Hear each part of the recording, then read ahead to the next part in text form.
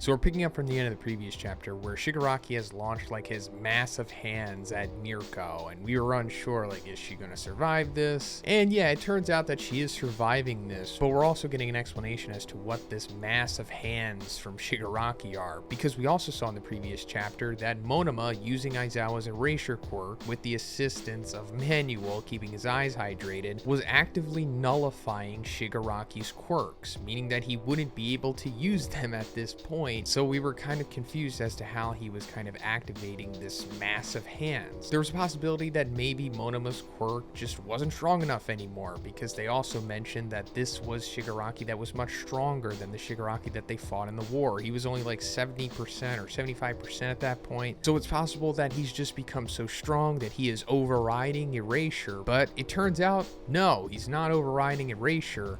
And this isn't a quirk. Shigaraki explains this as it being a growth, nothing but flesh. His flesh is growing to compensate for the quirks and the massive amounts of power that he has acquired through becoming this new vessel for All For One. And as he says, it gives birth to a new form. That this is the peak of supernatural society, aka Quirk society. Dr. Yujiko, or Dr. Garaki's Quirk singularity. So we've also been talking about this in previous videos as well, that the Quirk singularity theory, remember, it's just a theory. Horikoshi could just completely write this off, and I'm going to go more into what I think he might be doing with it. But also another little interesting thing that I want to point out, in the latest My Hero movie, the Quirk singularity is mentioned to Izuku, and Izuku says something like, yeah, but that's just a theory. It's not proven. And as far as I know, that's the only time Izuku has ever commented on the Quirk singularity. And that made me think, was like Izuku in denial about that? Or was that like direct commentary from Horikoshi saying that like, hey guys, this actually might fizzle out. And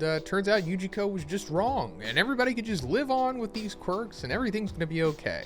I don't think that's the case. But going further, Shigaraki says heroes have been turning their backs to this reality, trying to suppress the true future of humanity. It's so obvious. And that brings me back to it, thinking that it probably won't fizzle out. And since we are in the final arc, this is being brought up right now for a specific reason, because it needs to be addressed. And I'm assuming that by the end of the series, within like the last couple chapters, Izuku will be the one to solve the Quirk singularity. And the only way to really solve it is to neutralize all quirks in existence. Because the Quirk singularity theory is that as time goes on, quirks will naturally become more powerful, more nuanced, especially as they mix with other quirks, you know, through future generations being born. Eventually going to start seeing like people like Eri, these Tetsuo type beings like Shigaraki, beings like Bakugo, for example, because his quirk is a fusion of his parents' quirk. One of them had nitro, one of them had glycerin, so they fused together and made Bakugo have a nitroglycerin quirk. So if Bakugo were to have a child with someone else with an even more volatile quirk, in theory their child could like split the atom or something. I'm just saying, it's something like that. So even if Yujiko is a little bit off, the theory is pretty solid. And it might not be tomorrow, it might not be in 10 years, but eventually humanity is doomed to destroying itself from just becoming too powerful. Especially now, since All For One has been speed running the Quirk singularity. And I've also been talking about this in many videos over the years. We see All For One and One For All. Both of these quirks are speed running the Quirk singularity with how they work. Especially more so One For All because of its ability to be passed on to others, bypassing the whole hereditary thing. And that's why we come to the point of where Izuku has like this own reality within the quirk factor itself, where he can talk to the literal ghosts of the previous users and use their quirks as well. But then we see that Mandalay is there as well, and she is using her quirk to telepathically talk to Izuku, and he's relaying back to them that, hey, at the last second Toga grabbed me and now we're at Octo Island, which is like their version of SeaWorld.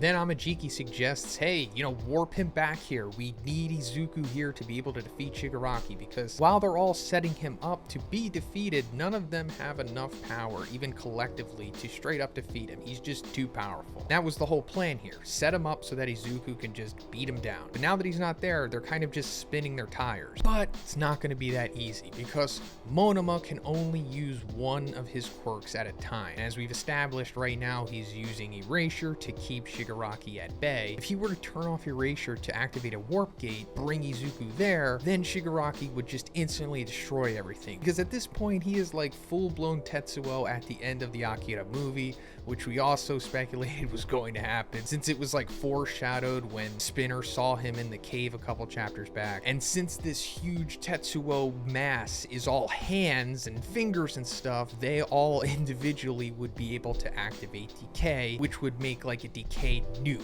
So yeah, turning off erasure and activating a warp gate to bring Izuku here is just not a viable option. So then Besgenus is like, who cares if we don't have one for all? I say we beat him right here and right now. And I think that would be great, and it would certainly subvert our expectations in a very good way, because, you know, we all kind of expect it's bound for Izuku to come in Goku style and just save the day and defeat the villains that no one else has the ability to defeat. But if it turns out that that's not the case, and we just have this group of heroes just grinding it out, and they eventually just take down a villain that they had no business defeating, now I'm not saying it's guaranteed. Izuku will probably come and eventually just save the day. But then we're coming to the end of the chapter here, and this is where things, I'll say, get interesting, because we're coming to the Izuku and Uraraka side of things, and Toga is sprinting behind Izuku with her knives drawn, and she says, "Don't go, Deku, I love you, so please don't go." And again, Izuku's danger sense is not activating. He mentioned this a couple chapters back when he was originally taken by Toga, and we speculated that, oh, it's because Toga doesn't have any ill intention behind it, so therefore it's kind of tricking danger sense. And it turns out that that's the case, because the vestige of the fourth user says she likes him so much that the threat is not registering as danger. And then Izuku's like, what do you want from me? And she says, I want you to be my boyfriend.